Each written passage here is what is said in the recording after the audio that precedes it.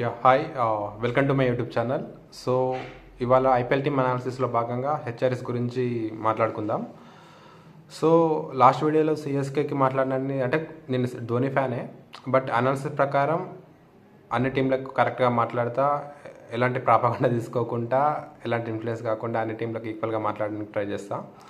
So first మనం HRS squad చూసి and వాళ్ళ షెడ్యూల్ చూసి వాళ్ళు ఎక్కడెక్కడ మ్యాచెస్ ఆడుతున్నారో ఆ పిచ్చెస్ని బట్టి వాళ్ళ ప్లేయింగ్ లెవెన్ ఎలా ఉంటుందని ఎలా ఉంటే బాగుంటుందని డిస్కస్ చేసుకుందాం. దెన్ వాళ్ళ స్ట్రెంత్ ఏంటి, వీక్నెస్ ఏంటి, కీ ఫ్యాక్టర్ ప్లేయర్స్ ఎవరు అండ్ వాళ్ళ ఛాన్సెస్ ఎట్లున్నాయని చూసుకుందాం. అండ్ ఫస్ట్ మనం వాళ్ళ స్క్వాడ్ చూసుకుంటే బ్యాట్స్మెన్గా వాళ్ళు ఆప్షన్లో పిక్ చేసుకుంటే Abhinav Manohar very good pick అని చెప్పాలి. మనకు ప్రీవియస్గా సమద్ చాలా అంత మంచిగా రాణించలేదు, కొన్ని మ్యాచెస్లో రాణించిండు, కొన్ని మ్యాచెస్లో ఫెయిల్ అయ్యిండు.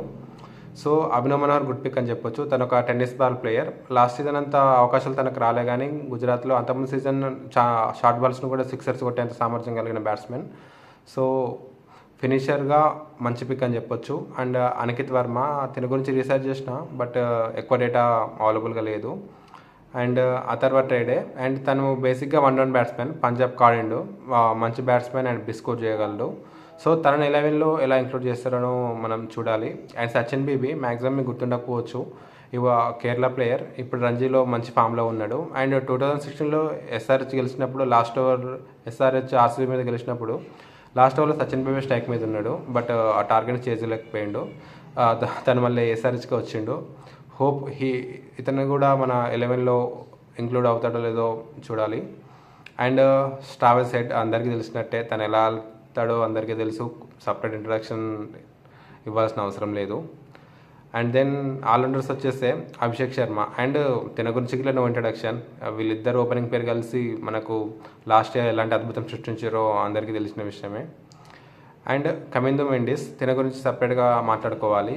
అండ్ తిను బౌలింగ్ ఆల్రౌండర్ బేసికలీ, బట్ తను రైట్ హ్యాండ్తో బౌలింగ్ వేయగలడు, లెఫ్ట్ హ్యాండ్తో బౌలింగ్ వేయగలడు. సో ఇదొక ఇన్ కేస్ మనకు 4 ఫార్నర్ రూల్ ఉంది, బట్ తనని ఇంక్లూడ్ చేయగలిగితే బాగుంటుంది.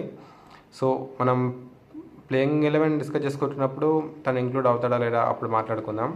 బట్ తను వస్తే మంచి యూటిలిటీ ప్లేయర్ కాబట్టి చూసుకోవచ్చు. అండ్ నితీష్ కుమార్ రెడ్డి, సో మన తెలుగు కుర్రాడు అందరికి తెలుసు, ఇండియా తరఫున కూడా ఆడిండు, సెంచరీస్ చేసిండు, మంచి స్ట్రైక్ రేట్తో T20లో కూడా ఆడుతున్నాడు.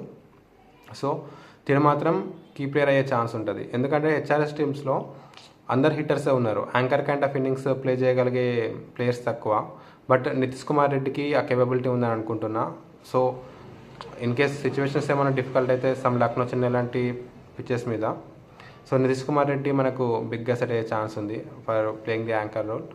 సో నెక్స్ట్ మనకు మీకు డిస్ప్లే కాకపోవచ్చు, మనకు బ్రెండన్ చేస్ ఇంజురీ కారణంగా తను అవైలబుల్లో లేడు, తన బదులు మడ్లని తీసుకున్నారు. తను ఇట్లా మంచి యూటిలిటీ ప్లేయర్ అండ్ మంచి ఆల్రౌండర్, అండ్ తను కూడా 11లో ఇంక్లూడ్ అవుతాడో లేదో చూడాలి.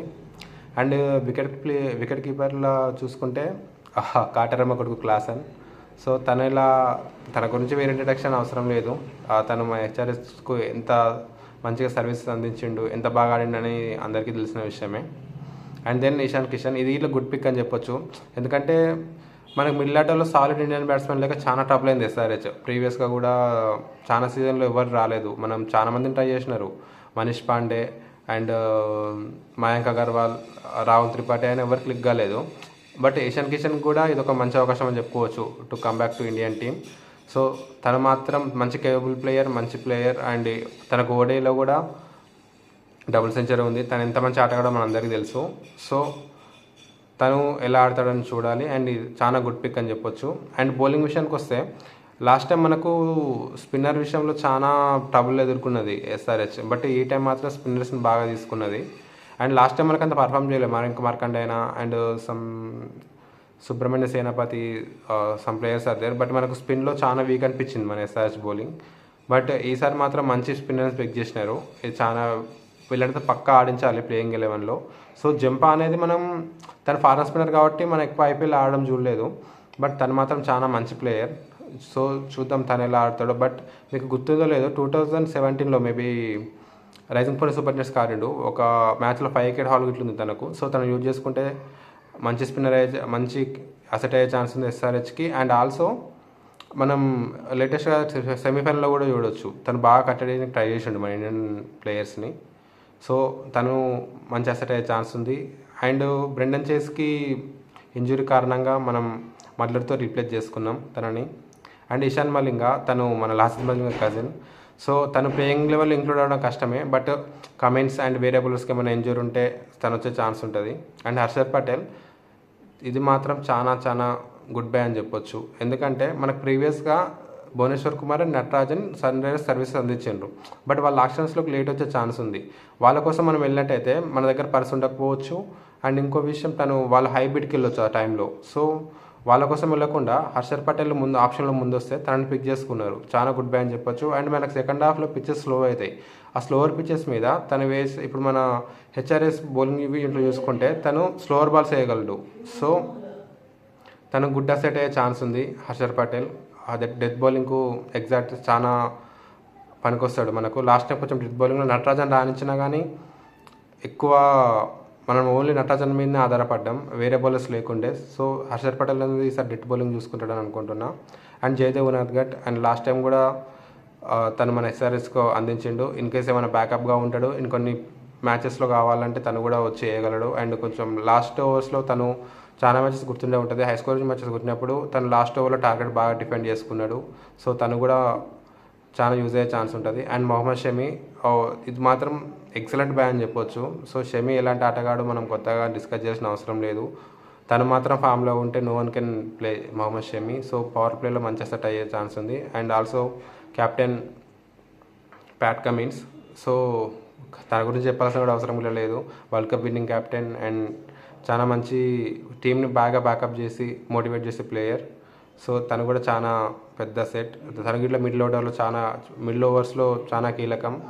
And Rahul Chahar another Indian spinner. So మన స్పిన్ డిపార్ట్మెంట్లో ఎస్ఆర్హెచ్కి అంత ప్రాబ్లం ఉండే, బట్ ఇప్పుడు మాత్రం ఆ ప్రాబ్లం తీరిపోయిందని చెప్పొచ్చు. ఇండియన్ స్పిన్నర్ కూడా ఉన్నాడు మనకు రాహుల్ చహర్, తను కూడా ఇండియాకి కూడా ఆడిండు. సో అండ్ సిమర్జిత్ సింగ్ తను ప్రీవియస్గా చెన్నైకి ఆడిండు. ఇన్ కేస్ మనకి ఏమైనా బ్యాకప్ కావాలన్నా సడన్గా ఇన్ కేస్ పేస్ వికెట్స్ ఉన్నా తిను కూడా వచ్చే ఛాన్స్ ఉంటుంది. మంచి ప్లేయర్స్ వికెట్స్ కూడా బాగా తీస్తాడు. And Azhar Ansari in bench. So team చూస్తే మాత్రం చాలా ఎక్సలెంట్గా అనిపిస్తుంది. బట్ మనం స్ట్రెంత్ అండ్ వీక్నెస్ మాట్లాడుకున్నప్పుడు దాని గురించి డిస్కస్ చేద్దాం, ప్రాబ్లం ఎక్కడ ఉందని. అండ్ వీళ్ళ షెడ్యూల్ చూసుకుంటే ఫస్ట్ మ్యాచ్ వచ్చేసి వర్సెస్ రాజస్థాన్తో ఆడతారు హైదరాబాద్లోనే. అండ్ సెకండ్ మ్యాచెస్ వచ్చేసి versus Lucknow Super Giants in Hyderabad. Third match వచ్చేసి versus Delhi Capital in Vizag. So very happy to see SRH and Delhi playing in Vizag. And fourth match వచ్చేసి versus KKR in Kolkata. Fifth match is versus Gujarat Titans in Hyderabad. And sixth match is versus Punjab in Hyderabad. And seventh match is versus Mumbai Indians in Mumbai. And eighth match also versus Mumbai Indians in Hyderabad. And ninth match is versus Chennai in Chennai. And tenth match వచ్చేసి versus Gujarat Titans in Ahmedabad. And 11th match వచ్చేసి versus Delhi Capitals in Hyderabad. And 12th match వచ్చేసి versus KKR in Hyderabad. And 13th match వచ్చేసి versus RCB in SRH in Bengaluru. And 14th match వచ్చేసి versus Lucknow Super Giants in Lucknow. So వీళ్ళ schedule మనం observe చేసుకుంటే వాళ్ళు 7 matches హైదరాబాద్లో ఆడుతున్నారు. అండ్ వీళ్ళు స్పిన్ వికెట్లో ఆడేది ఓన్లీ లక్నో అండ్ చెన్నైలో. అండ్ 14 మ్యాచెస్లో వీళ్ళు 12 మ్యాచెస్ మీకు ఫేస్ వికెట్స్ మీద ఆడుతున్నారు, లైక్ ముంబై, బెంగళూరు, అహ్మదాబాద్ ఇలాంటి places. And Vizag also pace bowling అనుకూలిస్తుంది. సో వీళ్ళు ఓన్లీ 2 మ్యాచెసే చెన్నై అండ్ లక్నోలో ఆడుతున్నారు. మిగిలిన అన్ని మ్యాచెస్ మనకు వాళ్ళు పేస్ వికెట్ మీద ఆడుతున్నారు కాబట్టి దాంట్లో బాల్ కూడా మంచిగా బ్యాట్ మీదకి వస్తుంది ఆ వికెట్స్ మీద. సో ఇప్పుడు మనం వీళ్ళ స్ట్రెంత్ చూసుకుంటే మెయిన్ ఎక్స్ప్లోజివ్ బ్యాటింగ్ వచ్చినామంటే బాదుడు. సో అదే టాక్టిక్ తోటి లాస్ట్ ఇయర్ వర్కౌట్ అయింది. ప్రీవియస్గా వాళ్ళు చాలా చేస్తుంది టేబుల్ బాటంలో ఉండే, వాళ్ళకి ఎన్ని అనాలిసిస్ చేసుకున్నా ఏం గేమ్ ప్లాన్ చేసినా వాళ్ళకి వర్కౌట్ కాలే. సో లాస్ట్ ఇయర్ తోటి వాళ్ళు గేమ్ ప్లాన్ మొత్తం చేంజ్ చేసినారు, వాళ్ళకి అది బాగా వర్కౌట్ అయింది. సో ఇప్పుడు కూడా వాళ్ళు వాడే వికెట్స్ అన్ని మ్యాక్సిమం అని బ్యాటింగ్ వికెట్స్ అండ్ బాల్ మంచి మీద బ్యాట్ మీదకి వచ్చే వికెట్స్ మీద ఆడుతున్నారు. సో వాళ్ళు అదే ఎక్స్ప్లోజివ్ స్టార్ట్ ఓపెనర్స్ ఇచ్చి వాళ్ళు అలాగే ఆడుకుంటూ వెళ్తే సో ఇక మనం SRHని ఆపలేము. అండ్ ఒకసారి మనం వాళ్ళు ఆడేది బ్యాటింగ్ వికెట్స్ కాబట్టి వాళ్ళ ప్లేయింగ్ 11 ఎలా ఉంటే బాగుంటుందని ఒకసారి చూద్దాం. అండ్ వాళ్ళ ప్లేయింగ్ 11 వచ్చేసి ఓపెనర్గా అభిషేక్ శర్మ అండ్ స్టావర్ సెట్, వీళ్ళ గురించి మనం స్పెషల్ ఇంట్రడక్షన్ ఇవ్వడం అవసరం లేదు.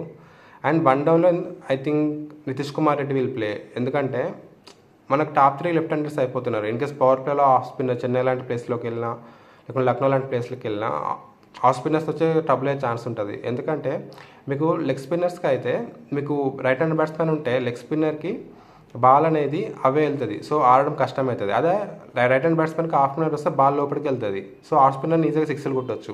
అదే ఇన్ కేస్ లెఫ్ట్ హ్యాండర్స్ తీసుకుంటే రివర్స్ కేస్ అవుతుంది. లెగ్ స్పిన్నర్ లెఫ్ట్ హ్యాండర్కి వేస్తే బాల్ లోపలికి వస్తుంది, సిక్స్లు కొట్టవచ్చు. అదే నువ్వు ఆఫ్ స్పిన్నర్ వచ్చేసి నీకు లెఫ్ట్ హ్యాండ్ బ్యాట్స్మెన్కి వేస్తే బాల్ అవే వెళ్తుంది, కొట్టడానికి ట్రబుల్ అవుతుంది. సో టాప్ ఆర్డర్లో అందరు లెఫ్ట్ హ్యాండర్స్ ఉంటే మేబీ ఎఫెక్ట్ అయ్యే ఛాన్స్ ఉంటుంది ఆఫ్ స్పిన్నర్ తోటి. సో అందుకని Nitish Kumar Reddy one down batting చేస్తే నాకు బెటర్ అనిపిస్తుంది. ఇన్ కేస్ ఏమన్నా వికెట్స్ వెళ్ళి కాబట్టి తన యాంకర్ కైండ్ ఆఫ్ ఇన్నింగ్స్ కూడా ఆలగలడు, మనం టెస్ట్ మ్యాచ్లో చూసినాం. So Nitish Kumar Reddy at one down and Ishan Kishan at 2 down. So తన big hitter, left head combination కూడా మనకు మెయింటైన్ అవుతూ వస్తుంది. సో తను 2 డౌన్లో వస్తాడు. అండ్ క్లాసన్ ఇంట్రడక్షన్ ఇవ్వాల్సిన అవసరం లేదు మనకి. కాటారమ్మ కొడుకు ఎంత మంచిగా ఆడతాడో తెలుసు మనకి, ఎంత విధ్వంసం సృష్టిస్తాడో. అండ్ అవినవ్ మనోహర్ మనం డిస్కస్ చేసుకున్నట్టు మంచి హిట్టర్. తను కూడా ఎలా ఆడతాడో మ్యాక్సిమం తన మీద నాకు హోప్స్ ఉన్నాయి, బాగా ఆడతాడని. లెట్స్ హోప్ తనకి ఇట్లా బాగా పర్ఫామ్ చేస్తాడని. అండ్ తర్వాత వచ్చేసి మనం ఫస్ట్ బ్యాటింగ్ 11 తీసుకుంటే మనం ఇందులో మనం ఇంపాక్ట్ ప్లేయర్గా అథర్వ టైడేను మనం ఇంక్లూడ్ చేసుకోవచ్చు. బట్ తను మోస్ట్ ప్రాబబ్లీ మనకు టాప్ ఆర్డర్ బ్యాటర్, లోవర్ ఆర్డర్లో అంత ఆడాడు. బట్ తను కాకుంటే ఇంకేస్ పాసిబుల్ అయితే మనం కమిందు మెండిస్ లాంటి వాళ్ళని లేకుంటే మడ్లర్ లాంటి వాళ్ళని కూడా ఇంక్లూడ్ చేసుకోవచ్చు. బట్ ఇప్పటికైతే అథర్వ టైడే అనుకుందాం, ఎందుకంటే మనకు స్పిన్లో కూడా చాలా అవసరం. అందుకని అథర్వ టైడే వస్తే బాగుంటుంది ఇంపాక్ట్ ప్లేయర్గా. అండ్ 8లో వచ్చేసి కెప్టెన్ ప్యాట్ కమిన్స్.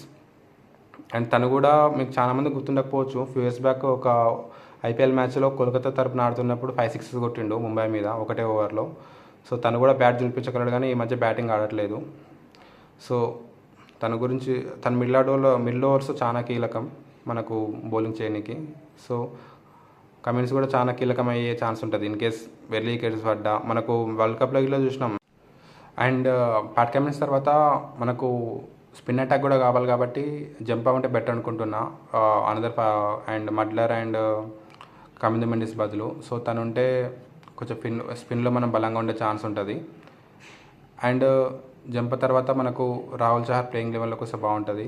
బికాస్ మనకు సమ్ సిచ్యువేషన్స్లో ఓవర్ రేట్ కూడా ప్రాబ్లం రాకుండా ఉండడానికి మనకు స్పిన్నర్స్ ఉంటే better. So Rahul Chahar will include and both are attacking spinners, wicket తీసే ఛాన్స్ ఉంటుంది మనకు మిడిల్ ఓవర్స్లో. అండ్ మొహమ్మద్ షమి పవర్ ప్లేలో బౌలింగ్ వేస్తాడు అండ్ అక్షర్ పటేల్ డెత్ ఓవర్లో బౌలింగ్ వేస్తాడు. సో ఈ టీం చూసి కూడా మనకు ఎక్సలెంట్గా అనిపిస్తుంది. ఇంపాక్ట్ ప్లేయర్గా మనకు జయదేవనాథ్ గట్ అథర్వ టైడే రిక్వైర్మెంట్ని బట్టి మనకు వచ్చే ఛాన్స్ ఉంటుంది. అండ్ మనం ఈ టీం గురించి స్ట్రెంత్ అండ్ వీక్నెస్ చూసుకుంటే వీళ్ళు ఎక్కువ ఆడేది అంతా బ్యాటింగ్ పిచ్చెస్ మీద. సో వీళ్ళకు ఓన్లీ ఎక్స్ప్లోసివ్ బ్యాటింగ్ ఒకటే వీళ్ళ స్ట్రెంత్. వీళ్ళు మెయిన్గా హెడ్, అభిషేక్ శర్మ, క్లాసన్ వీళ్ళందరూ ఎలా ఆడతారో దాన్ని బట్టే వీళ్ళ టీం రిజల్ట్స్ అనేది ఆధారపడి ఉంటుంది. అండ్ వీళ్ళ వీక్నెస్ వచ్చేసి సరైన బ్యాకప్ లేకపోవడం. ఇప్పుడు సపోజ్ మనకు ఓపెనర్లో Head and Abhishek Sharma problem అయితే ఇషాన్ కిషన్ ఉన్నాడు, బట్ మిడిల్ ఆర్డర్లో ఎవరు ఆడతారో అంత అథర్వ టైడే మీద ఎక్కువ నమ్మకం పెట్టుకునే ఛాన్స్ లేదు మనం. అండ్ ఫినిషర్స్ ఇట్లా మనకు ఖచ్చితంగా అవినవ్ మనర్ పర్ఫామ్ చేయాల్సిన అవకాశం ఉంది. వేరే ఫినిషర్స్ మీద మనం ఎక్కువ హోప్ పెట్టుకోలేం. అండ్ మనకు కమిందు మెండిస్ ఎట్లా ఆడతారో తెలియదు, అండ్ మడ్లర్ కూడా ఎంత ఆడతారో మనకు ఐడియా లేదు. సో 11 అయితే బాగుంది. సో వాళ్ళు మాత్రం ఖచ్చితంగా పర్ఫామ్ చేయాల్సిన అవకాశం మాత్రం పక్కా ఉంది. సో ఇది వీళ్ళ వీక్నెస్ అని చెప్పుకోవచ్చు, సరైన బ్యాకప్ లేకపోవడం. అండ్ వీళ్ళకి ఎక్స్పెక్టర్ నాకు అనిపిస్తుంది మెయిన్ వీళ్ళ ఓపెనింగ్ అండి. In case Abhishek Sharma, Travis head power play వరకు ఉన్నారు మ్యాచ్ 1 సైడ్. ఎందుకంటే వీళ్ళు ఆడేది స్పిన్ పిచ్ల మీద కాదు, స్లో పిచ్చెస్ మీద కాదు, అన్ని బ్యాటింగ్ ఫ్రెండ్లీ మీద. సో వీళ్ళు ఫస్ట్ బ్యాటింగ్ చేసి ఒకసారి 250+ స్కోర్ పెట్టినారంటే ఆటోమేటిక్గా మీకు చేజింగ్లో ఒక 2 ఓవర్స్ గట్టి ఓవర్స్ పడితే మీకు చేజ్ చేయడానికి చేజింగ్ టీంకి చాలా ప్రాబ్లం అయిపోతుంది. సో వీళ్ళ స్ట్రెంత్కి వీళ్ళు బ్యాకప్ చేసుకొని వీళ్ళు ఆడేది కూడా బ్యాటింగ్ పిచ్చెస్ మీద కాబట్టి నాకు తెలిసి వీళ్ళు చాలా డేంజర్ అయ్యే ఛాన్స్ ఉంది. అండ్ విన్నింగ్ ఛాన్స్ వస్తే లాస్ట్ టైం ట్రోఫీ మిస్ అయింది. And as a Telugu guy మన తెలుగు టీంకి ఖచ్చితంగా ఈసారి ట్రోఫీ రావాలని కోరుకుంటున్నా. అండ్ వాళ్ళు కూడా అలాగే ప్లాన్ అదే ఉండొచ్చు, ఈసారి ఖచ్చితంగా విన్ అవుతారు అనుకుంటున్నా. అండ్ ఆల్సో ఈసారి టార్గెట్ 300+ అని అనిపిస్తుంది, ఎందుకంటే మనకు బ్యాటింగ్లో ఎక్స్ట్రా క్వశ్చన్ ఇషాన్ కిషన్ ఆడాయిండు అండ్ ఆల్సో అభినవ్ మనోహర్ సదరంగాన్ని కూడా ఆడాయిండు. సో వీళ్ళు కూడా బిగ్ 6 హిట్టర్స్. సో ఈసారి ఖచ్చితంగా 300 లోడింగ్ ఏమని అనిపిస్తుంది. సో ఇంతవరకు చూస్తే please subscribe my channel and like it and share it. Thanks so much.